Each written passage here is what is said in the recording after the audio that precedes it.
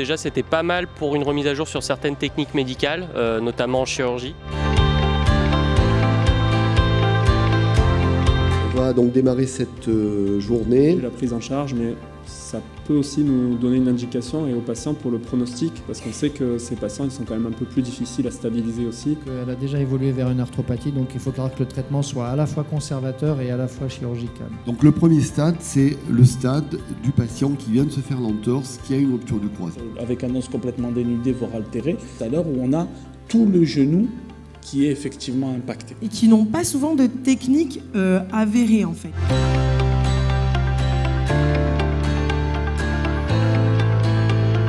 Dr Segares Colano, je suis chirurgien de la main et je suis intervenue sur les instabilités du carpe.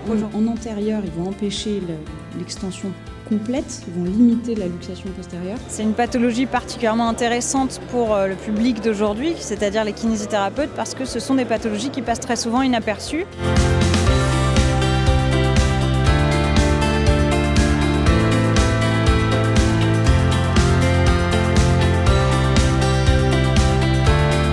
On a les lésions du ligament collatéral médial, lui aussi a plusieurs faisceaux. Moi, je suis docteur Rollet Marieva, je suis chirurgien du membre inférieur et dans la même lignée, je suis intervenue sur les instabilités de cheville qui sont aujourd'hui encore un sujet très débattu. Il est important de sensibiliser tous les acteurs du système de soins. Et ici un gros bec ostéophytique postéro-inférieur en C5. Il y a de micro-mouvements sur cet étage qui peuvent être qualifiés en quelque sorte d'instables.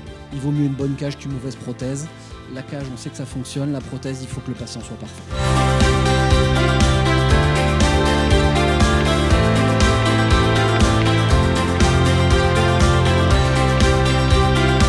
Déjà venu l'année dernière et c'est une journée qui m'avait beaucoup intéressé de la part des intervenants qui sont très variés et vraiment spécialisés dans leur domaine.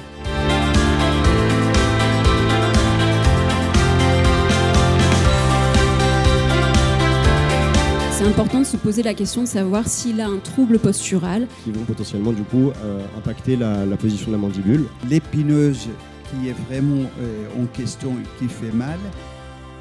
Là, c'était intéressant d'avoir des experts qui nous montrent leur pratique pour essayer de voir des choses qu'on n'a pas concrètement dans notre apprentissage de base. Et mon deuxième sujet, ce sera sur la chirurgie robotisée pour les prothèses totales du genou avec le robot qui s'appelle Mako, le robot de Stryker. L'idée globale actuellement de nos prises en charge, c'est de permettre un retour le plus rapide possible, que ce soit au sport pour les croisés ou que ce soit à une vie normale pour les prothèses.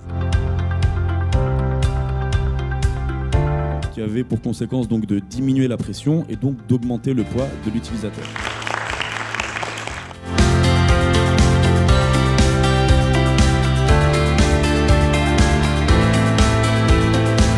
Rencontrer de nouvelles personnes, tout à fait, aussi bien déjà des praticiens que je pouvais déjà connaître du fait justement de mon activité et également d'autres justement en échangeant à travers les thèmes qui sont abordés lors de ces journées. En tous les cas, dans la mesure du possible, je serai tout à fait partant pour une nouvelle journée.